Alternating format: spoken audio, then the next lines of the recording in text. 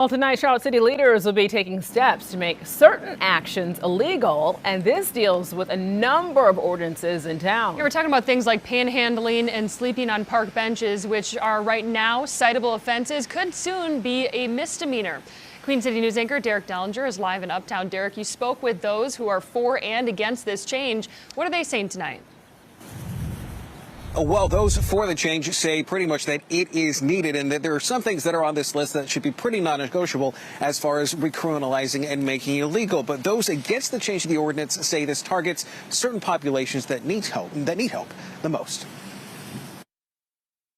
A change in state law years ago is leading to a lot of discussion and a decision that many say is needed.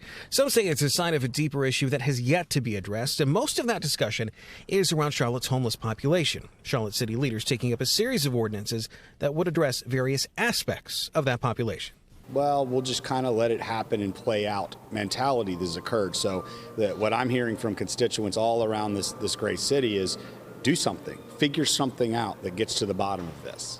Charlotte City Councilman Tariq Bakari is one of those for the change to recriminalize certain ordinances. The list tackles, among other things, panhandling, open containers on public streets, trespassing, car break-ins, loitering, sexual activity in public, using the bathroom in public, and behaviors such as sleeping on benches. I think Charlotte has reached a tipping point as it relates to homelessness, panhandling, things where are we San Francisco or Los Angeles? No, not today, but those places didn't happen overnight. So it's the decisions we're going to make now, and I think the entire community has woken up to this issue. I like to see the data.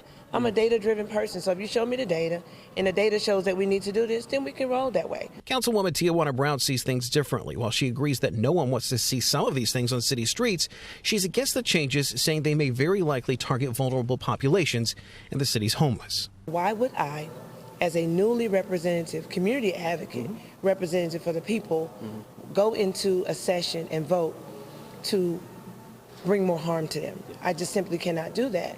Now, will I negotiate? Do we need to work together? Absolutely, we do. Negotiation for the moment seems unlikely. There are plenty of places that we have dumped millions of dollars into to have the wraparound services that they need to make it to the next level. Brown says she knows she's in the minority in being opposed to the change, but noted there needs to be a better examination of where the harm is and where the most good can come from. Are the people that are laying on the ground asking for money, are they really causing harm to the city? Now, Charlotte City Council, they are meeting right now on other matters, but around 6:30 tonight, that's when all this discussion is set to start. At least around that time, we will let you know what happens from that meeting. Live in Uptown, Derek Dellinger, Queen City News.